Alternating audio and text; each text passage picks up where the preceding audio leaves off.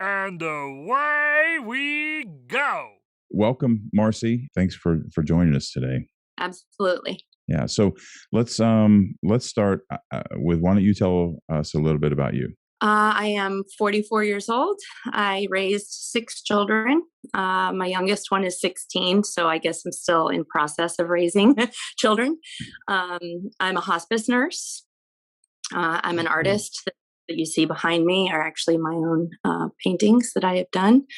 I'm very, very into health and fitness. I'm a CrossFitter, and today is the Open, so the first day of the Open.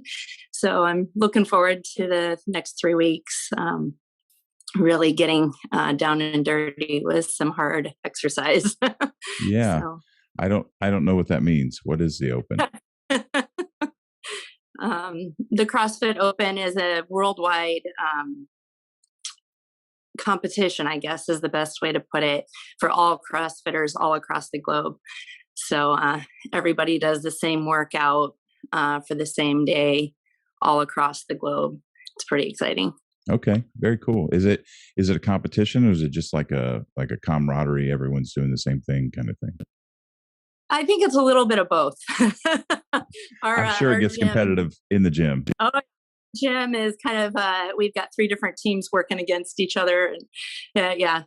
So there is a ranking system that you can see globally as well. Yeah. It's pretty cool stuff.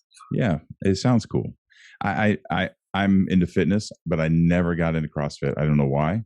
I just never did. It's just something I went different routes, but I know it's intense. I do know that. Yes, it is. Yeah. How long have you been doing that? A little over a year now. I've been in the gym since I was in my 20s. Okay. I always felt like I was hitting a plateau. So this is really challenging, and I like the team spirit that is involved with it. Working against each other, it's definitely competitive. So yeah. Very cool. It makes it interesting. Yeah. Very cool. And aside from that, I mean, kind of a side note, actually, how you and I connected. Are you a fitness model, or did the Inc. magazine thing just happen by chance, or how did that work? I'll give you the brief story. Okay. Last year, I came across the ad on Instagram. I have been kind of on and off throughout my life since I was a teenager, trying to get into the modeling industry, and it never really panned out for me. But it came across my Instagram feed, and I said, what the heck, why not? So I had a friend of mine do some pictures, and I posted and did the inked competition last year. And it built me an enormous following on my social media pages. So this year, let me backtrack. That contest is also an international contest. Very, very unlikely to win. Your better chances really with lottery. But I did it because, again, why not? And also just because I figured it would give me a chance to get a little following and possibly some interest for some modeling gigs. And that's exactly what happened. I ended up meeting a man named Calvin, who has a clothing line called Banshee. And I've been doing a little bit of work with him. And then through him, I met another photographer, and that's really who I'm working with now. His name is Cato. Super, super cool guy. And we're working at starting up a fitness thing. So he's actually got some fitness wear from a girl named Christina Sweats, who is going to have me rep some of her products. So shoots to come. Yeah. So and for those there are going to be a lot of people here that don't know what we're talking about. Inked magazine is a tattoo magazine that had a contest, and that's what you submitted. Is that contest over? It is over now. Yes, it's an annual contest. I did it last year, and I was eliminated, I think, in the top 5 round. This year, I was eliminated in the top 10 round. Okay. So, and I may very well do it again next year. It's definitely a good. builder. So That's still, I mean, it's still remarkable. It's pretty impressive, especially both years in a row. Like you said, like winning the lottery and to advance that far, I'm impressed. I really am. So, congratulations on that. And it sounds like it's leading to bigger and better things. I can't wait to see how that develops for sure. thank you. Very Thank exciting. you. So the reason that we're here is you have agreed to come on and discuss the topic of domestic abuse with me. For my show, I really focus on holistic health. I haven't gotten too much into fitness and nutrition yet. It's kind of a big part of my life. So maybe we can have that conversation later on. Right now, I'm really in the mental health mode of things. I'm a childhood trauma survivor myself. I'm a trauma recovery coach. So I'm a life coach to people who are recovering from their trauma and help them do that. So this topic is very important to me. And so this is the first time on my show that we have broached this subject. And you, through our discussion, I knew with the Inked magazine thing, I wanted to talk to you. And as the conversation developed, you shared a little bit of this. So I want to kind of go through that. Do you want to tell us just briefly a little bit about your experience? You don't have to go into detail. We can talk about that. I have some of the information we can go over, but you want to just kind of give us a brief synopsis? Sure. I think everybody has their water under their bridge. For me, my father has been an alcoholic since the day I was born. I've never known him to not be drinking. So that has always been kind of a difficult situation for me. He's not an angry drunk.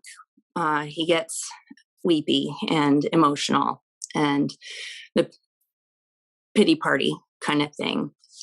Yeah. When about 8 years old, a sexual thing happened. I don't know that he even remembers it, but I do. And that was a big recovery thing for me. When I was 12, it kind of all came to a head.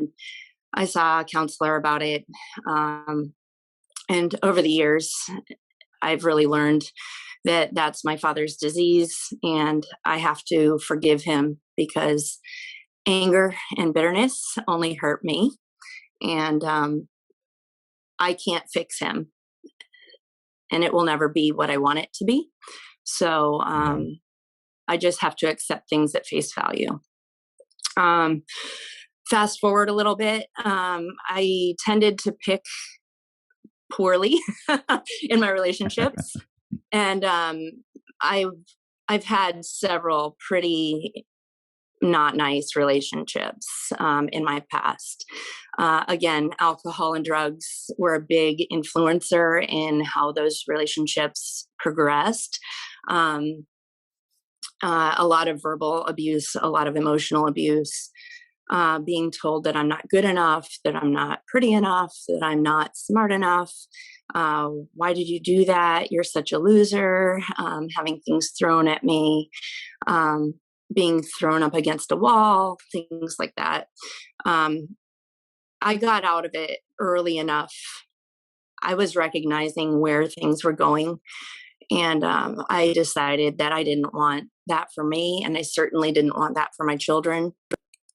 So I made this step to move out and to move on and to cut the tie.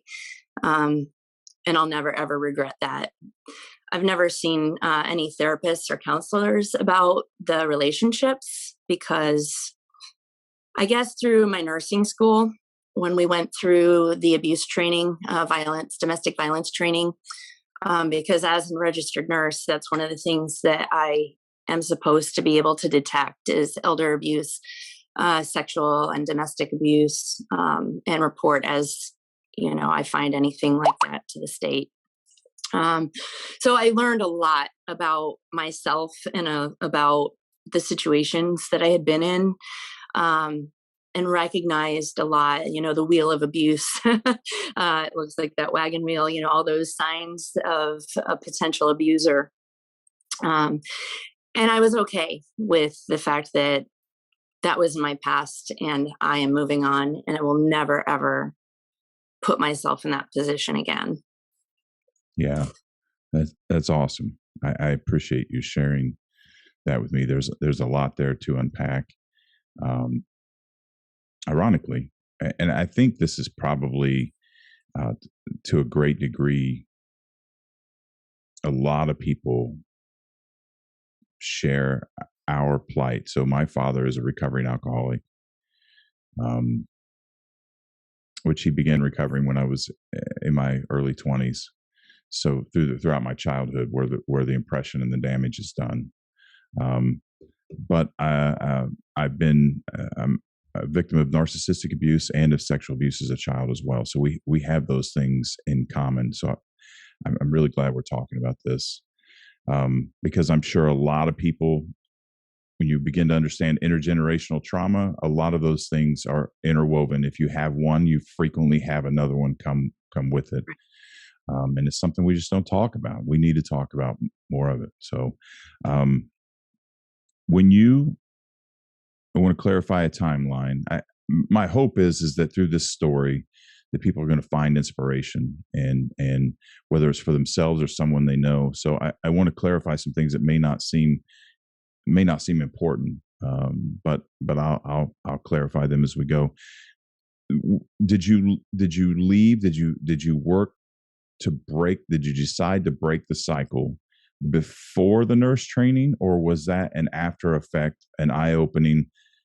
At first you knew you had to do something, and then you got into the nurse training and was like, wow, this is what happened. Exactly. I actually, the situation I was in that relationship, we had moved from a big, busy area in Sarasota, Florida, to a very underdeveloped area of Northport, where we were the only house on a street. And there was nothing around. It's developed a lot since then, but back then there was nothing there. My car broke down. He wouldn't fix it. I quit my job to stay home with the kids, so I had no stream of income. I really felt like a hostage. And I had to tolerate whatever was given to me because I didn't have a choice. That's where I lived, and I didn't have a car, and I didn't have money. But I recognized something one night when we were on the phone with some accusations and just the tone in his voice when he was speaking to me.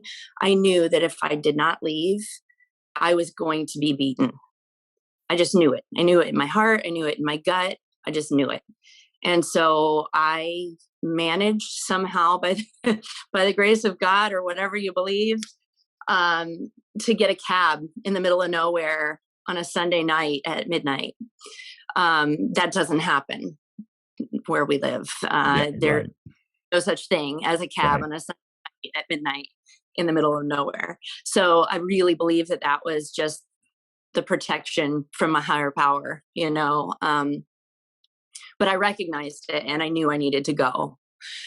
So then fast forward a few years, I went to nursing school, and that's where I started to see, when we were going through all of those different chapters in our psychology books. Oh, okay. Now I understand. That's why we were living in the middle of nowhere. That's why I had no money. That's why I had no car. And I don't regret the time, because it was a learning experience, and maybe my experience will help others. But I really wish I had known those things, and I had listened to my gut from the get-go, because when I entered that relationship, very early on in that relationship, I said to myself, this might not be a good idea, but I did it anyway. I wanted to give the benefit of the doubt. I wanted to not judge a book by its cover, so to speak. But it panned out that my gut was right. And I endured 3 years of abuse that I really didn't have to endure, but I put myself there. Yeah. All right. So let's let's break this down. Do you mind? Not at all.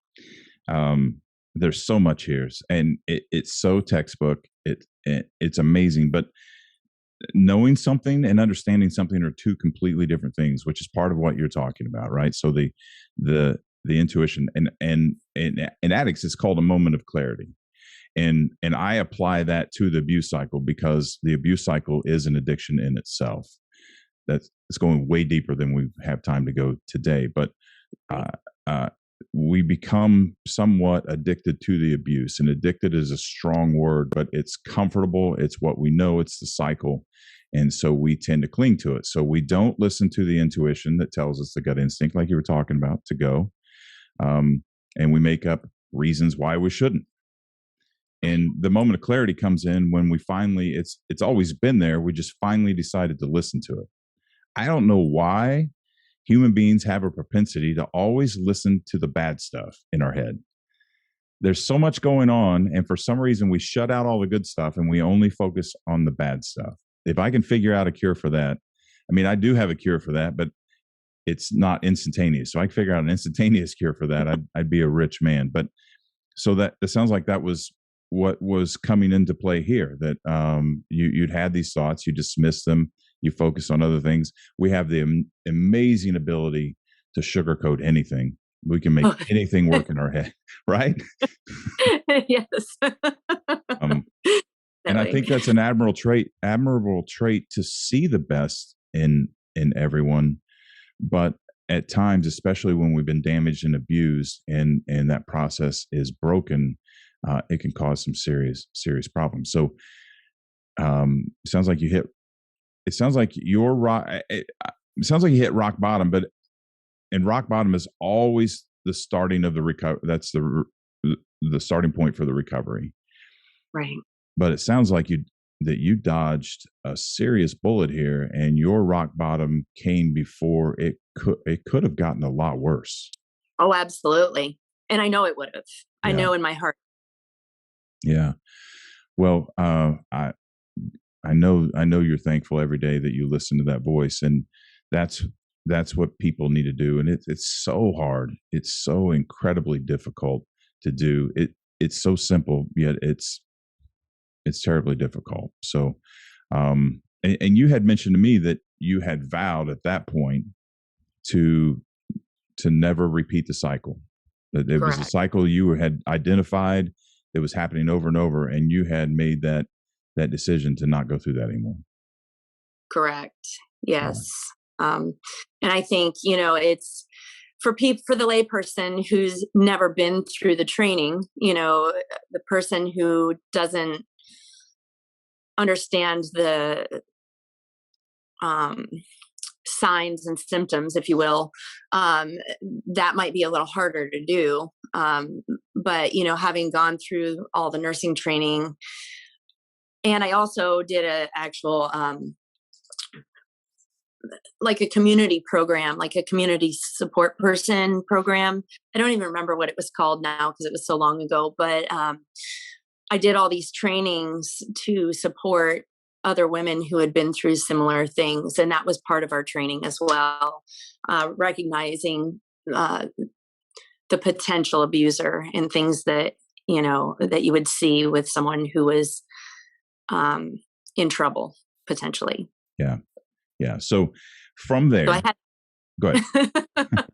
A little bit. Yeah. Well, so, and that brings me to another point. So I've been in recovery. I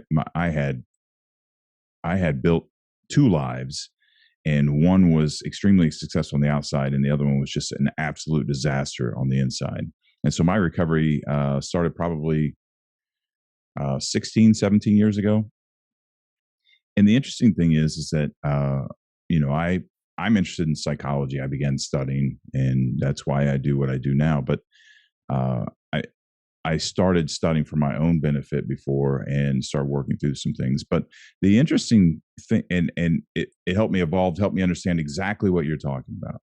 The interesting thing is that every time I've taken on something else, and for example, when I began this trauma recovery coaching program. There's an organization that was created to inform mental health professionals specifically about trauma and really, really drill down and focus on that. When I began that program, I thought I was just going in to get the credentials to be able to do what I was already headed to do. Right? I thought I have done all this recovery and I know so much about what's going on that I can give lectures on it.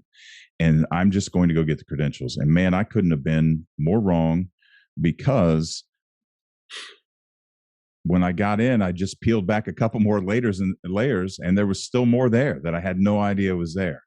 And I have now come to realize it's a lifelong process, that as we mature and our vantage point changes and we see things differently.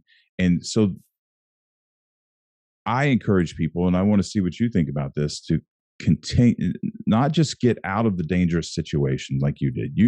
If you gotten out of that dangerous situation and not gone to nursing school, you might have ended back up in the same situation, despite the fact that you were making decisions. You said you weren't going to, you didn't have the skills and the knowledge to do anything different. So I think the nurse training was a big turning point for you.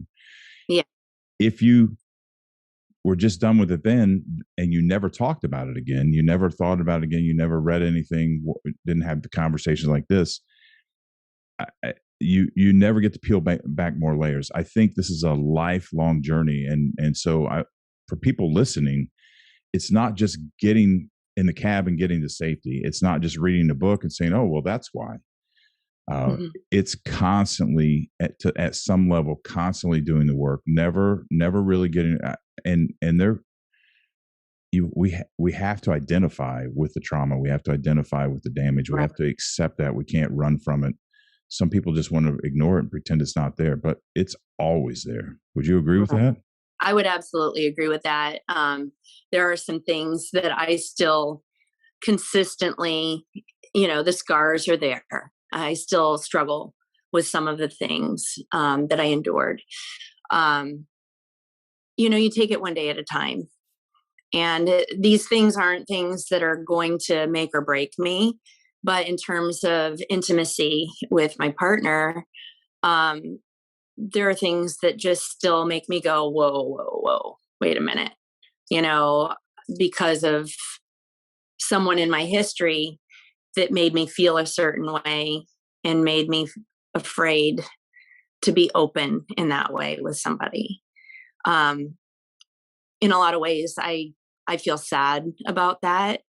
I keep trying to move past some of that. We've had frank conversations about why I feel the way that I do. And my partner is absolutely okay with that. But at the same time, I feel like it would be only fair to try to move past it, Yeah. Well, so, and there are two types of responses to sexual trauma as a child. One is to shy away from certain things. The other is to become compulsive with those things. And there's a spectrum everywhere in between. And so anyone who's listening, who thinks, well, that isn't me at all, it may be the opposite. Whatever it is, it's a normal reaction to an abnormal thing that happened to you, which brings me to the second point. We do have to approach it one day at a time, and we have to do it without judgment and without expectations. If you think that you're going to be recovered in 6 months, you are sadly mistaken and in for a rude awakening. It just doesn't happen that way. And some days we move forward for 3 days, and then we may regress for 2 days. We may regress for 4 days, and then we have to come back out. The trick is, the saying I use all the time is, the problem is not falling off the wagon. The problem is not getting back up and getting back on the wagon. Right. And that's what we have to remember. And, just be gentle as we're doing the work. When you got in the cab, how scary was that? Well, I was taking 3 small children with me in the night to a place I'd never been before. So I was terrified. But at the same time, I was more terrified of what would happen if I stayed. I'm not willing to get my face beaten. I'm not willing to have broken limbs. And I know the difference between love and abuse. And I always have known that. So I don't know where the strength came from. All I can say is that I'm so grateful that I had it at that moment and that I had the strength to not go back. Yeah, I think that's critical for anyone listening, that it's going to be terrifying to some degree, but you have to have some faith that right. I mean, I had no money, I had no car, yeah, had the clothes on my back, and that's it, yeah, and not only just bad enough you had to worry about yourself, but you had children you had to worry about as well. And right. I know this is a common discussion with domestic abuse. And that's why, and all of us put up with things because it's comfortable. All of us would much rather deal with stress in a situation we're comfortable with than deal with the fear of the unknown. That's just human nature. That comes into play here. And Right. so I appreciate you. Sure. Now, you also mentioned that you learned to love yourself and through this process, and you learned to trust your intuition. We talked a little bit about that, but can you tell us about that? That this is something that a lot of people struggle with, and being able to love themselves enough to make positive decisions in their best interest. That's a tough question because I don't really know where the starting point was. I think one of the major starting points, of course, was getting in the cab. And from there, just being in healthier relationships with friends and romantic partners. I did see a counselor for a little bit afterward, but I don't know that the counselor really helped me with much other than helping me sort out my thoughts.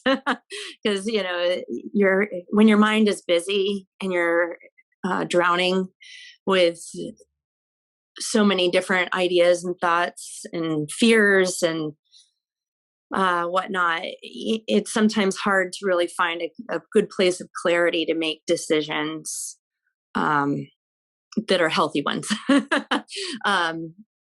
Because my father was an alcoholic, I did not want anything to do with alcohol. I mean, I won't say I'd never have a drink, but I'm not a regular consumer of alcoholic beverages because I just completely understandable. like how people are under the influence. Yeah. I worked in the bar business for a long time. Don't like how people are, when they're inebriated. So that's never been a real struggle for me. Substance abuse, same thing. I like to be in a place where I can think clearly, where I can be in control. And I think having been in abusive situations heightens that desire to be in control even more so. Things like going to the gym were incredibly therapeutic for me because it gave me not only a way to get out some of my anger, but it also gave me a way to build my strength. And there's strength that you build in the gym that's beyond physical strength. There's a mental strength and toughness that comes with pushing to that next level. And I think that was incredibly therapeutic for me to know that, guess what? I am strong enough to do this thing that I desire to do.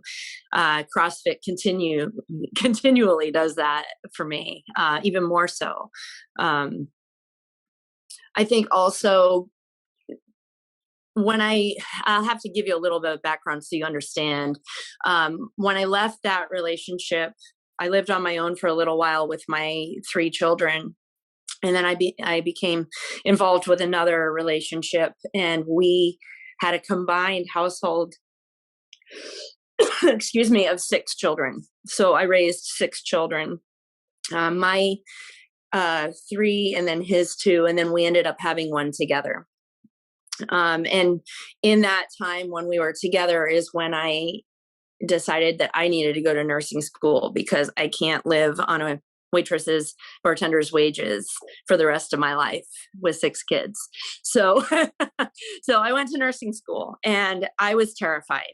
I never believed in myself academically. I always was a very strong D average student in high school. So going into the advanced education was a terrifying experience. I didn't have any faith in myself at all. And somehow I ended up being a great student, and I ended up second in my class for my LPN by a 1/10 of a grade point. And then I went on to my RN, and I was, I think my GPA was like 3.98 overall when I graduated with my RN. So that was a huge confidence booster, believe in yourself booster. I'm smart enough. I can do this. I have these skills. I can help people. I can take care of people, and I'm an outside of your box kind of person, if you didn't already notice by how I look. Most nurses don't have dreadlocks and tattoos and facial piercings, but, I think it's where I belong. Yeah. Yeah. What an incredible testimony. You are everything that I preach, right? So I didn't start college until 35. I now have 3 college degrees, and I'm working on my 4th and my 5th. I'm a master's in psychology and a PhD in psychology. I'm in a program for that. And the things that I've learned outside of the classroom far outweigh what I've learned in the classroom. That's exactly what you're talking about.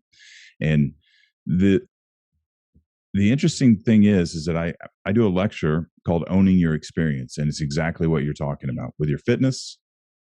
The painting as well. I think you probably have some talent that the majority of people don't have, but it doesn't matter how much talent you have, the painting can still be cathartic, and you can still learn to paint and express yourself. The that education. Yeah. Yeah. That was an angry day. Oh, okay. Those are good. Because anger is a very real emotion. There's a reason we get angry. There's a reason. I tell people all the time, like, I can't stop crying, or I'm trying not to cry, or whatever. I'm like, there's a reason we cry, so you might as well cry and take your anger and put it on canvas. I think that's perfect. But the owning your experiences is that, especially abuse victims, live a life of victimhood, and they don't realize they're intentionally playing the victim. And when I say they, I mean we. I fit into this category. And it appears that we're being destructive, and that we are in control. We're making these decisions, but all of these decisions, these bad decisions, are reactions to what's going on around us. And the momentum switches when we finally own the experience, and we start deciding to make decisions for ourselves. In your case, not only getting in the cab, but going to nursing school. In my case, starting college, and pursuing the whole psychology side of things. And so it doesn't matter if it's going to school, if it's starting your own business, if it's decorating the house the way you want. You sit down and you plan and you design. You go to CrossFit, whatever the case may be. I did triathlons. I did the Spartan races. I did the trifecta in 1 year, and I actually did a triathlon and then did a Spartan race 7 days later. And yeah, I did the triathlon, and then I did the 14-mile Spartan race 7 days later. And I had been sick I hadn't trained for like 2 months before that. I almost vomited during the Spartan race, but but the point is, it's taking those things that you've always wanted to do, and whether you're afraid or not, and making a decision to do them, and building upon that, building your confidence and your understanding. And that is the start of taking back control of your life, because we learn to think. It's a different thought process than rather than, I find it interesting. I don't really find it interesting. I find it textbook that you don't drink alcohol. You have an alcoholic father who suffered abuse of, and then you went and worked in a bar with a bunch of assholes you didn't want to serve alcohol to. Now, you probably would have never, ever thought there was a correlation there. But now that you're outside looking in and we're talking about, I'm sure you can see there's a complete correlation. And now you don't do that anymore. You went and now you take care of people who need help. Right. Right.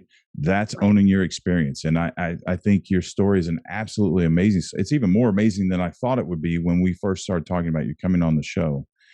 And with your painting talent, your perseverance, the things that you've done with fitness and with nursing, and all of these things that you've done, would you ever have believed the voice in your head 10, 15, 20 years ago that told you that you could accomplish those things? No way. No way. No. I thought I was going to be waiting tables at Denny's when I was 55. That's what I thought I was going to be doing. Yeah.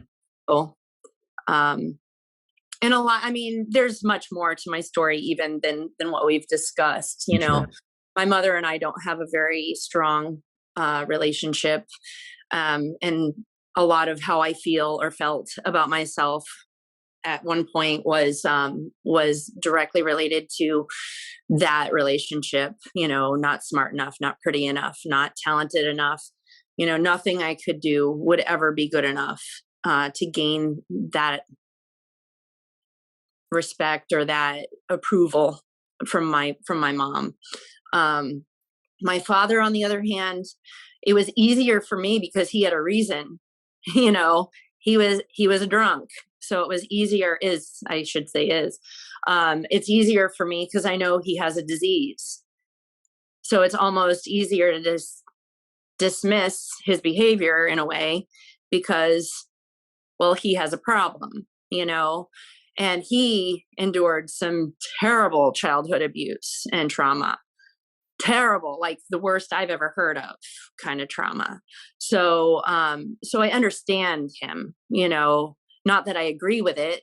I think every person has the right to either stand up and move on and take responsibility for your life, or to play the victim, like you were saying, and the poor me card, and why did this happen to me? And why is my life so bad? We all have that choice. Even without abuse, we have that choice. We can be the victim, or we can rise above and say, I'm going to succeed and I don't care what anyone else thinks. And that's me. I'm that person.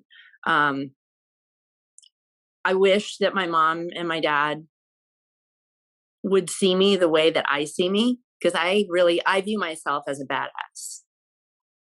I do too. That place. I'm proud of who I am. I'm proud of what I've accomplished. I'm proud that I raised 6 children, 2 of which were not my own, and their mom was a drug abuser. I'm proud of the fact that I take care of people when they're, taking their last dying breath, and that I can comfort their family.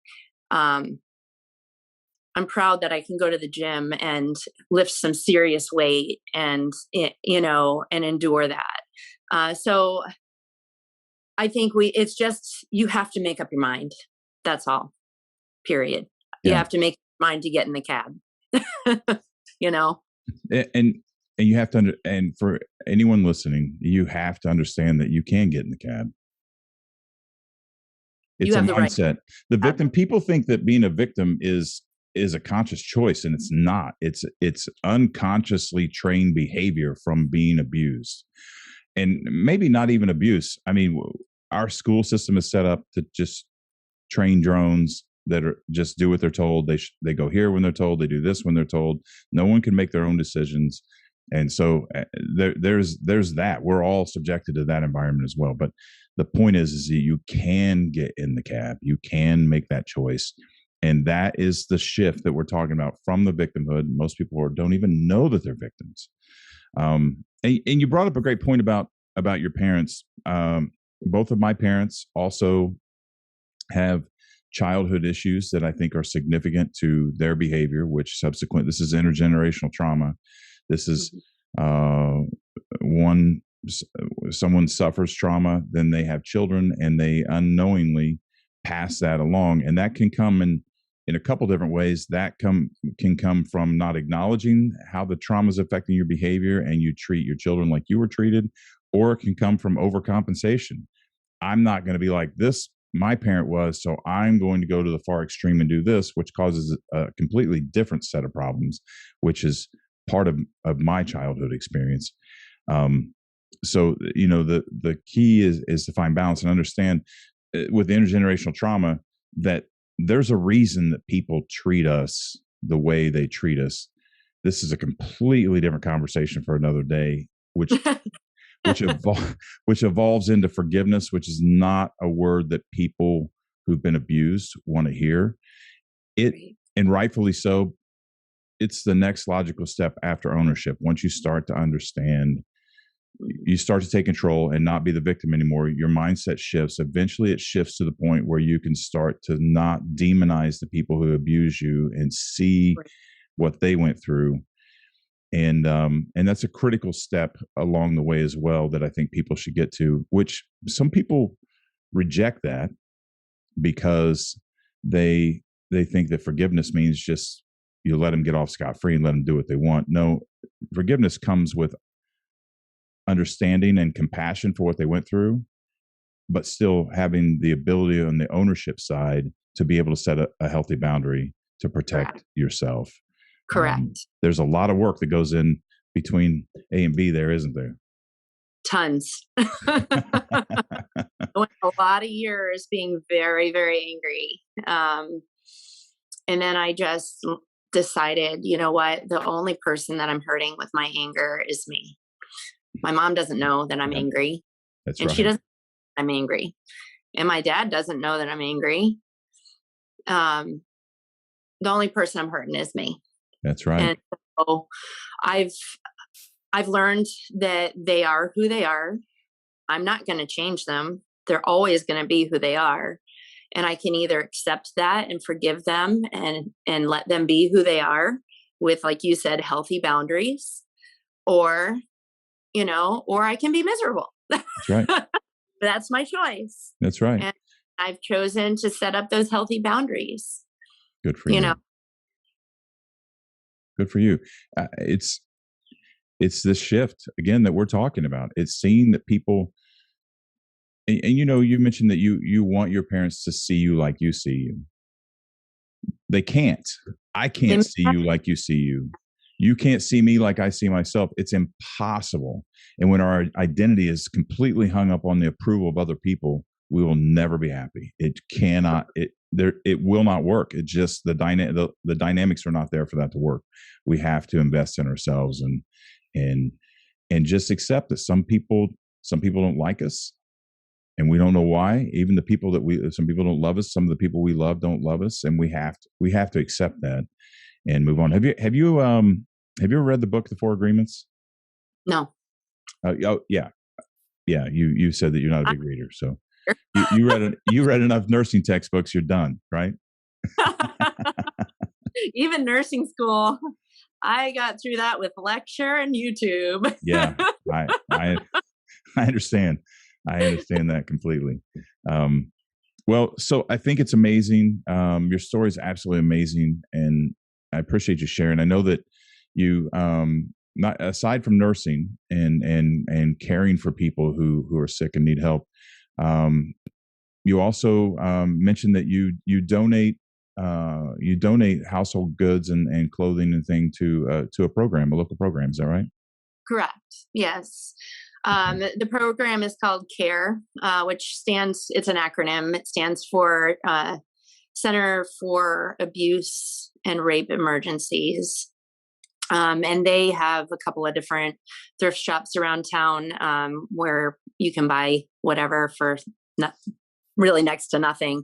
But anything that I give to them, because every penny that they make off of their thrift sales goes directly to the families that need that help. And I can't express to you how important that is to me. That's when you're leaving with nothing but your clothes on your back to seek safety. Having a place that you can tap into a program like that to get clothing for your children, or assistance with housing or an electric bill or whatever, that's huge. Those little things become huge things. So my secondhand clothing could be something really meaningful to somebody, and that, to me, I don't have a ton of money, but that is something that I can do, Yeah. I like that. I think it's a great point, and I've been guilty of this myself, just giving to larger organizations that I've heard of, that everyone knows of. And then learning later that some of those larger organizations, they're paying their CEOs very well, and they're not paying the people that work there. And most of the money's not going to help people as much. So I think that's awesome. I think there's a valuable lesson for anyone listening. Take the time, kind of dig around, even if it's not an abuse shelter, which Right. obviously we know is critical. If you're passionate about something else, find a local organization that you can help and donate your stuff. Even time, if you have time and money, fine. But if not, like you're talking about the stuff, yeah, right, for all of us. But even just donating stuff you would have normally thrown away can go a long way and help people. So I appreciate you sharing that. And again, thank you for coming on and modeling, being the change, of sharing the struggle. It's not just a happy ending. It's a lot of blood, sweat, and tears to get where you are. And I appreciate your transparency and your vulnerability and your willingness to share with other people. And if one person hears this interview and it changes their life, then it was all worth it. Absolutely. Agreed. Yeah. So, okay, we can edit some of this out. Do you sell any of your artwork? Is there anything you want to plug? You got a website or anything you want to plug here in the end? I don't have a website. I do have a page on Instagram and on Facebook. Okay, tell us where we can follow you on Instagram and Facebook. Okay, on Instagram, my personal page is Marcy Corr, MarcyCorr is my tag. And on Facebook, I'm just my name, Marcy Corridino. Okay. On Instagram, for my art, it's Femcore Art, FEMCORE _art, ART. And then on Facebook, I also have a Femcore Art page. I'm not real active right now with the art, just because with COVID, things have been so crazy in the medical field. I'm hoping 2021 will yield a few more pieces. Yeah. We'll see what happens. Awesome. Okay. And I will do a blog post on my website as well, with this interview and with the links to your Instagram and anything that you want to throw in there. Just let me know, and we'll put that up for anyone who's listening who wants to check it out. Okay. Sounds great. And as we explore, I may contact you if I've got another couple topics that I want to go deeper in and you're interested. I'd love to have you back. Absolutely. I'd be glad to join you. Awesome. Well, I appreciate it, Marcy. It's been an amazing conversation. Thank you. Thanks. All right. Take care. You too. Thanks, Bye-bye. bye-bye.